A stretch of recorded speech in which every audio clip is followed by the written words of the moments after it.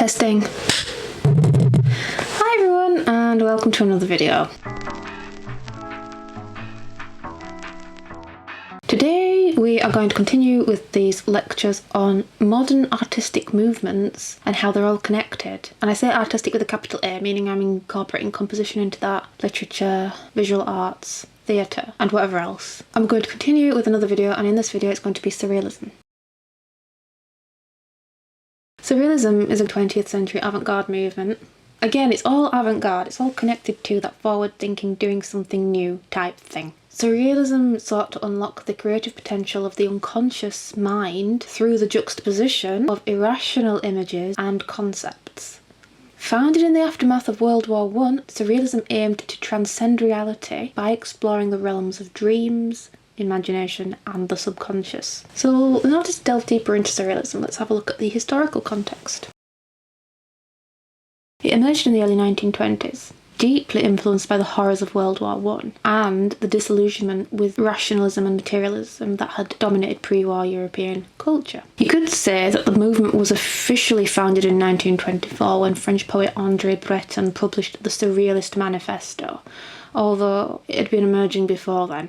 This manifesto outlined the principles and aims of Surrealism. Breton drew heavily on the psychoanalytic theories of Sigmund Freud, particularly the concepts of the unconscious mind and dream interpretation. So at the time you had the horrors of war, but you also had psychoanalysis developing and Sigmund Freud's theories coming to the fore, and this in turn seeped into art. And I don't think just visual art, but we're looking at visual art for now.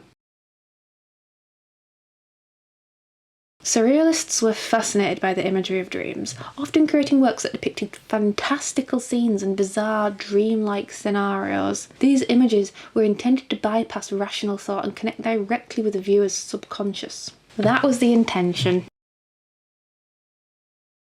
We have something else called automatism. Automatism. This is a key technique in surrealist practice. Automatism involves creating art without conscious thought, allowing the unconscious mind to guide the hand. This method aimed to bypass the rational control and tap into deeper layers of the psyche. Another thing that's connected to the psyche and going deeper and all that is juxtaposition, because surrealist works frequently feature unexpected juxtapositions of disparate elements. It's designed to disorientate you and surprise you. These juxtapositions were meant to reveal hidden truths and new meanings. Surrealist art often includes elements of transformation and metamorphosis. This is where objects, figures, landscapes change or combine in unusual ways. This fluidity reflects the surrealist's intent in the mutable nature of reality and perception. Surrealists used a rich array of symbols and archetypes drawn from mythology, literature and psychoanalysis. Again, this is another example of where understanding all the movements surrounding something and all the practices and developments and the context of something helps you understand that thing in more detail, which is the premise of this series of lectures I'm doing. I can't quite define it. I can't put it down to a single word. The symbols that they took from different things like mythology, literature, psychoanalysis. Maybe it didn't matter if you understood where they came from, but if you did understand where they came from, it would deepen the understanding of the work of art itself. These symbols often had deeply personal or universal significance, which added layers of meaning to the work. So understanding about them gave the work a new dimension. Again, like Dadaists, Surrealists employed collage and assemblage techniques to combine various materials and found objects in unexpected ways. This method allowed for the creation of complex, multi-layered compositions, so different from the Dadaists who were taking found things and putting them together. Surrealists were doing that, but in order to create a juxtaposition, connecting deeper to the psyche. Notable figures: André Breton, I've already mentioned, the founder and main theoretician of Surrealism. Breton's writings, particularly the Surrealist Manifesto, were crucial in defining the movement's goals and methods. His poetry and prose also exemplify Surrealist ideals. Then of course we have Salvador Dalí. He's known for his meticulous and fantastical paintings.